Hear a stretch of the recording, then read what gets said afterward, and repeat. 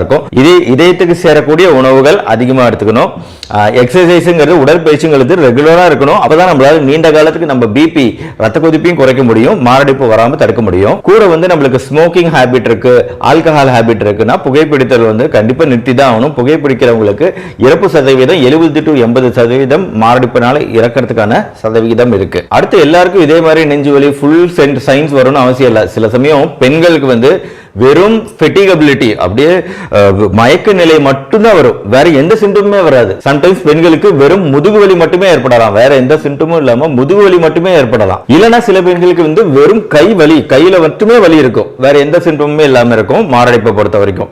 அதனால நம்ம லைட்டா எடுத்துக்க கூடாது. சம்டைம்ஸ் ரொம்ப நேரம் இருக்கு, நம்ம அதுக்குரிய அந்த எங்க வலி வருதோ அதுக்குரிய ட்ரீட்மெண்ட் எடுத்து அது குறையவே மாட்டேங்குது அப்படின்னா தான் நம்ம வெயிட் பண்ணவே கூடாது, இமீடியட்டா வந்துடணும். இமீடியட்டா டாக்டர் அப்ரோச் பண்றது தான் பெட்டர். இன்னொரு விஷயம், சர்க்கரை நோய் உள்ளவங்களுக்கு இதே மாதிரி